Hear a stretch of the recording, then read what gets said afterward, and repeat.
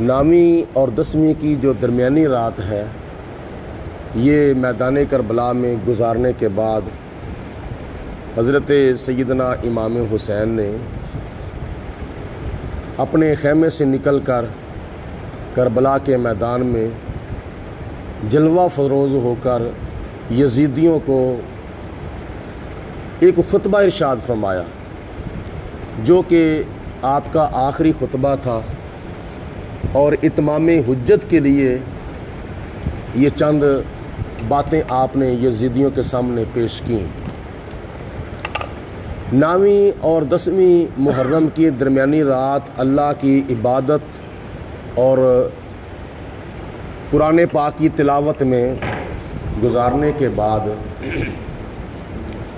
آپ نے ایک بڑا پردرد خطبہ ارشاد فرمایا، اور یہ آخری خطبہ تھا آپ کا، جس کے اندر جناب امام حسین رضی اللہ تعالی عنہ نے اپنے فضائل بیان فرمائے، اپنی خوبیاں اور اپنی خصوصیات بیان فرمائیں اور اپنا تعارف کرایا۔ شریعت کی ضرورت کے مطابق جہاں شرعی طور پر ضرورت ہو وہاں اپنی تعریف کرنا جائز ہے۔ ویسے شریعت کے اندر اپنی تعریف کرنا، یا دوسرے لفظوں میں یہ سمجھ لو کہ آپ خود اپنی زبان سے میاں مٹھو بننا، یہ ناجائز ہے۔ یعنی اپنی تعریف کرنا یہ شریعت مصطفیٰ کے اندر نامناسب ہے، اور کبھی کبھی غرور اور تکبر کے زمرے میں یہ چیز آ جاتی ہے، لیکن شریعت کی ضرورت جہاں پڑ جائے وہاں اپنی تعریف کرنا جائز ہے، اپنا تعارف کرانا جائز ہے کہ میں یہ ہوں، میں وہ ہوں۔ جیسا کہ حضور علیہ الصلوۃ والسلام نے جب اعلان نبوت فرمایا تو پہاڑی کے اوپر چڑھ کر نبی پاک علیہ السلام نے سب سے پہلے اپنی تعریف کی تھی، اپنا تعارف کرایا تھا۔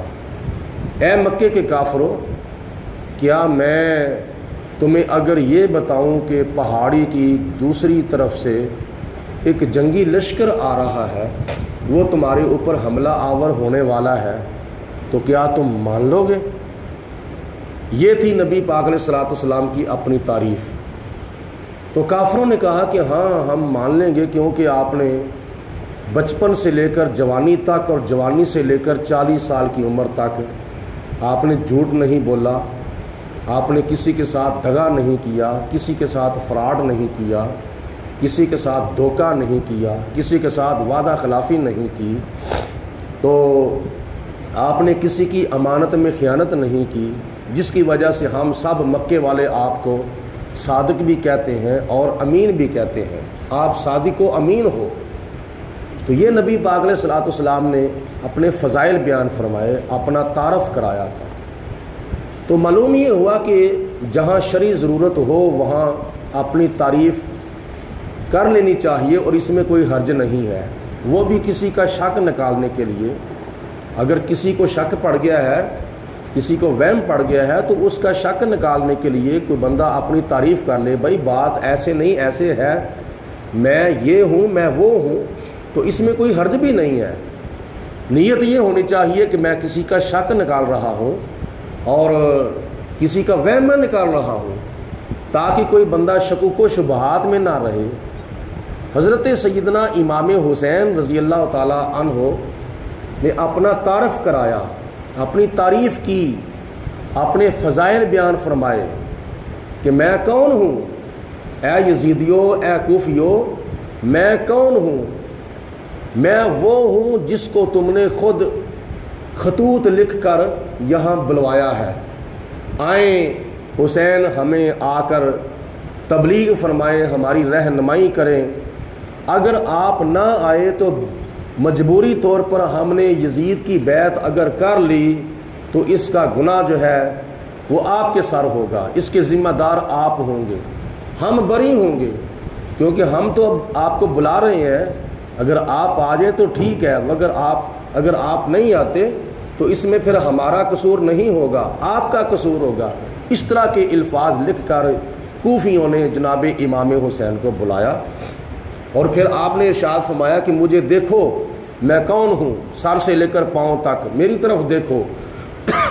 کہنے لگے حسین ہوں ابن رسول ہوں، کہنے لگے حسین ہوں ابن رسول ہوں، مالک اہل خلد ہوں، جنت کا پھول ہوں۔ آپ نے فرمایا یزیدیوں دیکھو میں کون ہوں، میرا نام حسین ہے، میرے باپ علی المرتضیٰ ہیں، میری ماں حضرت فاطمہ الزہرا ہے، میرے نانا حضرت محمد مصطفیٰ ہیں۔ سارے پڑھو صلی اللہ علیہ وآلہ وسلم۔ دیکھو تو صحیح میرا تعارف تو سنو، میں کون ہوں؟ میں مدینے کا شہزادہ ہوں، اور میرے فضائل کے بارے میں حضور علیہ الصلوۃ والسلام نے، میرے نانا نے کیا کیا باتیں ارشاد فرمائی ہیں۔ حضور علیہ الصلوۃ والسلام نے فرمایا الحسن والحسین سیدا شباب اہل الجنہ۔ اے یزیدیو، اے کوفیو، میں جنتی نوجوانوں کا سردار ہوں۔ دنیا کے اندر اللہ پاک نے مجھے اتنی عزت عطا فرمائی ہے کہ میں 14 طبق کے رسول کے کندھوں کے اوپر چڑھ کر کھیلنے والا ہوں، جناب فاطمہ الزہرا کی گود میں پلنے والا ہوں، اور میری ماں جناب فاطمہ نے مجھے قرآن پاک کی لوریاں دے کر دودھ پلایا ہے، مجھے پالا ہے، مجھے سنبھالا ہے۔ میں کون کون سی بات تمہیں بتاؤں؟ بس تمہارے لیے تو اتنا ہی کافی تھا کہ میں تمہارا بلایا ہوا آیا ہوں، باقی اور بھی باتیں میں آپ کو بتاتا ہوں، لیکن تمہاری عقل کے اوپر پردے پڑ چکے ہیں۔ تم کس کے پیچھے لگ گئے ہو؟ تمہیں کیا ہو گیا ہے؟ تم کس کے ساتھ دشمنی کر رہے ہو؟ کس کے ساتھ تم عداوت رکھ رہے ہو؟ کس کے خون کے تم پیاسے ہو؟ کس کے بیٹوں کو تم شہید کرنا چاہتے ہو؟ کس کے بانجوں کو تم شہید کرنا چاہتے ہو؟ کس کے بھتیجوں کو تم شہید کرنا چاہتے ہو؟ کس کے بھائیوں کو تم شہید کرنا چاہتے ہو؟ اور تم کس کے خون کے پیاسے ہو؟ تمہیں نہیں پتا کہ میدان محشر کے اندر ہم نے جانا ہے، اللہ کی بارگاہ میں ہم نے منہ دکھانا ہے، حساب و کتاب دینا ہے۔ میں وہ ہوں جس کے نانے کا تم کلمہ پڑھتے ہو، جس کے نانے کی شریعت پر تم عمل کرتے ہو، جس کے نانے کے بتائے ہوئے احکامات پر عمل کرتے ہوئے تم 5 وقت کی نماز پڑھتے ہو۔ میں وہ ہوں جن کے اوپر تم نماز کے اندر درود پڑھتے ہو۔ جب تم پڑھتے ہو نماز میں اللہم صلی علی محمد وعلی آل محمد، اللہم بارک علی محمد وعلی آل محمد، یہ درود تم کس کے اوپر پڑھتے ہو؟ کس کے بارے میں تم یہ اللہ پاک کی بارگاہ میں دعا کرتے ہو کہ یا اللہ درود بھیج محمد صلی اللہ علیہ وسلم پر اور محمد صلی اللہ علیہ وسلم کی آل پر، برکت بھیج محمد صلی اللہ علیہ وسلم پر اور محمد صلی اللہ علیہ وسلم کی آل پر برکت بھیج۔ یہ تم کس کے بارے میں نماز میں پڑھتے ہو؟ میرے بارے میں پڑھتے ہو، میرے بھائی حسن مجتبیٰ کے بارے میں پڑھتے ہو، میری بہن حضرت سیدہ زینب کے بارے میں تم نماز کے اندر درود بھیجتے ہو۔ تم اور بھی کئی ایسی باتیں کرتے ہو، ایسے کام کرتے ہو جن کا تعلق شریعت کے ساتھ ہے، اور ان باتوں کا تعلق ہمارے ساتھ ہے۔ اتنی دیر تک تمہاری نماز مکمل نہیں ہوتی جتنی دیر تک تم ہمارے اوپر درود نہیں پڑھتے، اتنی دیر تک تمہارا دین مکمل نہیں ہوتا جتنی دیر تک تم ہمارے نانے کا کلمہ نہیں پڑھ لیتے۔ ذرا دیکھو تو صحیح، کون سی پٹیاں تمہاری آنکھوں کے اوپر بندھ چکی ہیں، اور کون سی دنیا کی دولت کے پیچھے لگ کر تم ہمارے خون کے پیاسے نظر آ رہے ہو۔ یہ خطبہ تھا جناب امام حسین کا، جو میدان کربلا میں 10 محرم کی صبح فجر کی نماز ادا کرتے ہی حضرت امام حسین نے جو یزیدیوں کو سنایا تھا، لیکن اتنی باتیں کرنے کے باوجود ان یزیدیوں کے اوپر، ان کوفیوں کے اوپر کسی قسم کا کوئی اثر نہیں ہوا تھا۔ حالانکہ اللہ کا قرآن بھی پڑھا جائے نا کسی بندے پر تو اس کے دل کے اندر بھی اللہ کا خوف پیدا ہو جاتے ہیں اور ان کے کانوں کے اندر ایسی تاثیر پیدا ہو جاتی ہے کہ اس کا دل کرتا ہے میں سن لوں. میں نے اپنی آنکھوں سے دیکھے ہیں کئی کافروں نے قرآن پاک سنا, ان کی آنکھوں سے آنسو آ گئے. جناب عمر فاروق رضی اللہ تعالیٰ عنہ نے قرآن پاک اپنی ہمشیرہ سے سنا تو آنکھوں سے آنسو آ گئے, دل کی کایا پلٹ گئی, دل کے دریچے کھل گئے, اور اسی وقت کہا کہ مجھے اپنے پیارے آقا مولا جناب حضرت محمد الرسول اللہ صلی اللہ علیہ وسلم کے پاس لے چلو, کہیں عمر کی باقی کی عمر برباد نہ ہو جائے, فٹافٹ کرو مجھے حضور کے پاس لے چلو, میں کلمہ پڑھنا چاہتا ہوں. اسی طرح اور کئی ایسے لوگ ہیں جن کے اوپر قرآن پاک کا اثر ہوتا ہے تو فوراً ان کے دریچے کھل جاتے ہیں. لیکن یہاں کون قرآن سنا رہا ہے؟ وہ قرآن پاک سنا رہا ہے جن کی شان میں اللہ تعالیٰ کی ذات بابرکات نے قرآن پاک کی بہت سی آیات بینات نازل فرمائی ہیں. یہاں میدان کربلا میں وہ اللہ کے نبی کا نواسا قرآن سنا رہا ہے, لیکن ان کی باتوں, ان کے دلوں کے اوپر, ان کے دماغوں کے اوپر کوئی بات اثر نہیں کر رہی. بس اتنا اثر ہوا تھا کہ جب حضرت امام حسین نے آخری خطبہ ارشاد فرمایا تو لشکر یزید میں سے ایک شخص باہر نکلا جس کا نام تھا حر, اور حر کا معنی ہے آزاد. یہ وہ حر ہے کہ جب نبی حضور علیہ الصلوۃ والسلام کے پیارے نواسے جا رہے تھے مقام قادسیہ پر جب پہنچے تو اس نے آگے سے ملاقات کی, حسین میں تو یزید کی طرف سے آپ کو گرفتار کرنے کے لیے آیا ہوں. تو جناب امام حسین نے آگے سے کچھ باتیں ارشاد فرمائیں. باتیں کرتے کرتے, مذاکرات کرتے کرتے ظہر کی نماز کا ٹائم آ گیا.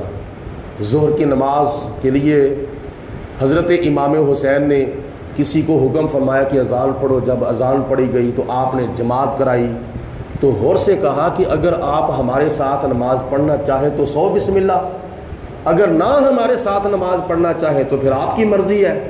تو اس نے کہا کہ نماز تو میں آپ کے ساتھ ہی پڑھوں گا, لیکن کام میں یزید کی طرف سے کروں گا, کیونکہ میں وہاں سے تنخواہ لیتا ہوں, ڈیوٹی میں یزید کی دوں گا, نماز آپ کے ساتھ پڑھوں گا. جب نماز اس نے جناب امام حسین کے پیچھے پڑھ لی تو پھر مذاکرات کرتے کرتے چلے گئے, حتیٰ کہ میدان کربلا میں جناب امام حسین نے خیمے نصب کر لیے. یہی وقت آ گیا, باتیں کرتے کرتے, مذاکرات کرتے کرتے, تو اس حر کی اللہ پاک کی ذات بابرکات نے تقدیر بدلی. آپ نے جب خطبہ ارشاد فرمایا تو جناب حر لشکر یزید سے باہر نکلے تو کہنے والا کیا کہتا ہے, یہ نعرہ حر کا تھا جس وقت قوم فوج شام سے نکلے. یہ نعرہ حر کا تھا جس وقت فوج شام سے نکلے کہ دیکھو یوں نکلتے ہیں جہنم سے خدا والے, حقیقت میں خدا ان کا تھا اور یہ تھے خدا والے. کسی نے جب وطن پوچھا تو حضرت نے یوں فرمایا, مدینے والے کہلاتے تھے اب ہے کربلا والے. حضرت حر کو حضرت امام حسین نے فرمایا کہ حر کدھر آئے ہو؟ تو اس نے کہا کہ یا امام میں آپ کے پیچھے ایک پڑھی ہوئی نماز کا حق ادا کرنے کے لیے آیا ہوں. یہ وہ نماز ہے جو حضرت امام حسین کے پیچھے حضرت حر نے پڑھی تھی. اب میرے لیے حکم فرمائیں میں کیا کروں. میں جب آیا تھا آپ کے سامنے کہ میں آپ کی بات کا جواب دوں تو میں نے دیکھا تھا کہ میرے ایک طرف جنت ہے, میرے ایک طرف جہنم ہے, ایک طرف حسینی ہیں, ایک طرف یزیدی ہیں, ایک طرف دنیا ہے, ایک طرف دین ہے. آخرکار میرے دل نے فیصلہ کیا کہ میں دنیا کو چھوڑ کر دین کی طرف کیوں نہ جاؤں, میں جہنم کو چھوڑ کر جنت کی طرف کیوں نہ جاؤں, میں یزیدیوں کو چھوڑ کر امام حسین کے قدموں میں جا کر کیوں نہ گر جاؤں. حضور مجھے معافی دے دیں, میں آپ سے معذرت کرنے کے لیے آیا ہوں اور آپ کے پیچھے ایک پڑھی ہوئی نماز کا حق ادا کرنے کے لیے آیا ہوں. حضرت امام حسین نے آگے سے فرمایا کہ حر تیرا نام تیری ماں نے حر رکھا ہے، حر کا معنی ہے آزاد، آج سے تو لشکر یزید سے آزاد ہوا ہے، چل قیامت کے دن اللہ پاک تجھے جہنم سے آزاد فرمائے گا۔ سب سے پہلے حضرت حر نے حضرت امام حسین کے قدموں کے اوپر اپنی جان قربان کر کے جناب امام علی مقام کے پیچھے پڑی ہوئی ایک نماز کا حق ادا کیا تھا۔ باقی سارے کے سارے 22,000 کا جو لشکر تھا، ان کی آنکھوں کے اوپر دنیا کے لالچ کی پٹیاں بندھی ہوئی تھیں، اور اس کے بعد پھر جناب امام علی مقام نے سنا کہ آگے سے آواز آ رہی ہے، حسین دیر کس کی بات کی ہے، آپ یہاں یزید کی بیعت کر لیں یا پھر جنگ کے لیے تیار ہو جائے۔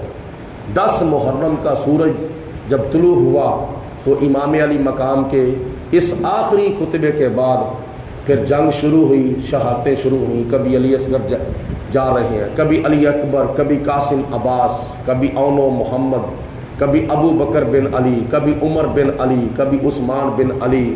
آخر کار 72 افراد شہید کرانے کے بعد جناب امام علی مقام نے خود بھی اللہ کی راہ میں اپنی جان جو تھی وہ قربان کر دی اور جام شہادت نوش فرما لیا۔ یہ تھا نبی پاک علیہ الصلوۃ والسلام کے نواسے کا کردار میدان کربلا کے اندر۔ بہرحال اللہ پاک کی ذات بابرکات ہم سب کو آل نبی اولاد علی کی تعلیمات پر عمل کرنے کی توفیق عطا فرمائے۔ آج کا دن جو ہے وہ جناب امام علی مقام رضی اللہ تعالی عنہ کی یاد میں گزارنے کا دن ہے۔ محبت کی یہ نشانی ہے کہ جو ان سے محبت کرتے ہیں ان کے نام پر اصال ثواب کریں، ان کی ارواح کو زیادہ سے زیادہ اصال ثواب کریں، شہدائے کربلا کے نام پر صدقہ خیرات کرو، جناب امام علی مقام کے نام پر زیادہ سے زیادہ سخاوت کی جائے۔ انہوں نے تو میدان کربلا میں اپنے بانجے بتیجے بیٹے قربان کر دیے تھے، آج ہم کتنی کو سخاوت کرتے ہیں دین کی خاطر، کتنی کو تگ و دو کرتے ہیں۔ تو یہ تجدید عہد کا دن ہے۔ تو آج اللہ پاک کی ذات بابرکات نے ہمیں یہ بھی کیا نام ہے اس بات کی بھی وضاحت فرمائی ہے کہ نبی پاک علیہ الصلوۃ والسلام نے 10 محرم کی بڑی اہمیت بھی بیان فرمائی ہے۔ تو اس دن کی اہمیت کو سمجھنے کی کوشش کرنی چاہیے، اور آج صرف اتنا خیال کر لیں کہ نبی پاک علیہ السلام کے پیارے نواسے نے میدان کربلا کے اندر آخری سجدہ بھی قضا نہیں کیا تھا، اپنا سر مبارک سجدے میں کٹا لیا تھا لیکن نماز نہیں چھوڑی تھی۔ تو ہم میں سے جو پابندی کے ساتھ نماز نہیں پڑھتے، اگر ایک پڑھتے ہیں 4 چھوڑ دیتے ہیں، 4 پڑھتے ہیں 1 چھوڑ دیتے ہیں، تو ان کو چاہیے کہ ہم نبی پاک علیہ الصلوۃ والسلام کے بھی غلام ہیں، حضور کی آل پاک کے بھی غلام ہیں، حضور کے اصحاب پاک کے بھی غلام ہیں، اور نبی پاک علیہ السلام کے اہل بیت پاک کے بھی غلام ہیں۔ درس گاہ کربلا سے جتنے بھی ہمیں سبق ملتے ہیں ان کو یاد رکھنا چاہیے اور ان کے اوپر عمل کرنا چاہیے، اور ان اسباق میں سے بڑا اہم سبق ہے 5 وقت کی نماز، ان اسباق میں سے بڑا اہم سبق ہے تلاوت قرآن۔ باقی کچھ باتیں مختصر طور پر انشاءاللہ تعالی آج مغرب کی نماز کے بعد میں عرض کروں گا۔ شہداء کربلا کی یاد میں مغرب کی نماز کے بعد ختم پاک کا اہتمام ہوگا۔ تمام حضرات نمازی خود بھی دوسروں کو بھی دعوت دیں، تقریباً 20-25 منٹ کا یہ پروگرام ہوگا مغرب کے بعد، تو ساتھ دعائے خیر ہوگی۔ اللہ پاک سب کو جزائے خیر عطا فرمائے اور ہمیں زیادہ سے زیادہ ان کی تعلیمات پر عمل کرنے کی توفیق عطا فرمائے۔ وآخر دعوانا الحمدللہ رب العالمین۔ درود پاک پڑھنے کے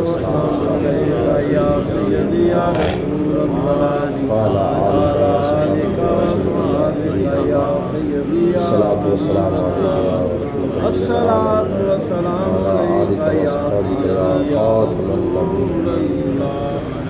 صل على سيدنا ومولانا محمد معدن الجود والكرم وعليه وصحبه وبارك وسلم۔ ربنا آتنا في الدنيا حسنة وفي الآخرة حسنة وقنا عذاب النار۔